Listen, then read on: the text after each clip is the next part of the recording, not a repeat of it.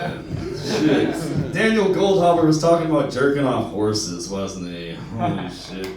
Well, I don't know. Have you guys ever heard that if you put peanut butter on your dick, your dog will lick it off and get you off? You know what I mean? I always thought that was really far-fetched because I always thought the dog would spend too much time licking the peanut butter off the roof of its mouth.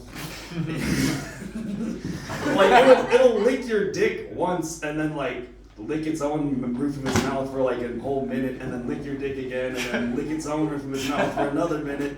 It just takes too long. What did you say? How do I know?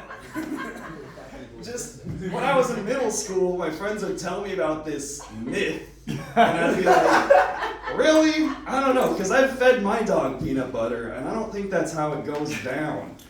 I feel like you'd have to get a nice beef au jus, like a nice beef broth, and just lay in the tub and just lay it on.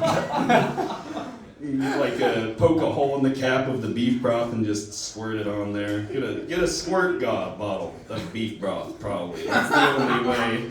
That's the only plausible way to get a blowjob from your dog, in my opinion. But I don't know. You guys laughed at the horse jokes, did you? I don't know. Normally I would do an impression of Shaggy and Scooby-Doo in bed, but I got other stuff to talk about. Man. So you can't tease us like that. No, really? You want to hear the impression? Yes. Because as a kid I'd be in a toy store, right? I'd be looking at Shaggy and Scooby-Doo stuffed animals, and I was that kid who would take things too far. You know, I'd be like, Zoink Scoob, your cock is like so totally far in my ass right now. Raggy, Raggy, Raggy, Raggy, Ruby Dooby Dooby Doo.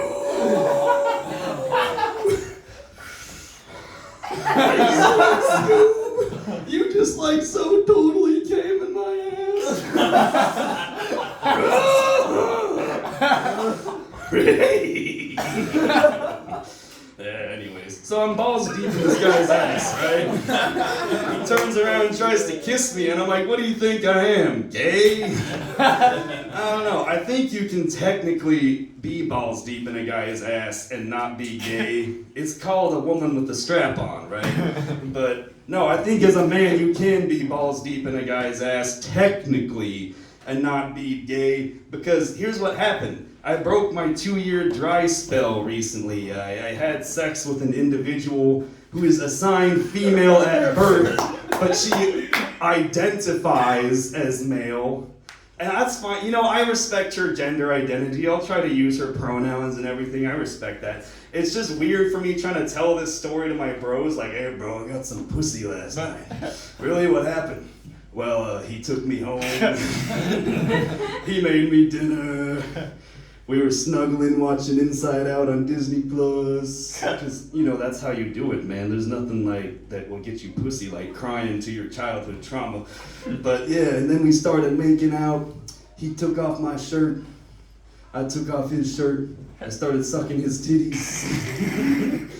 I started fingering his clit.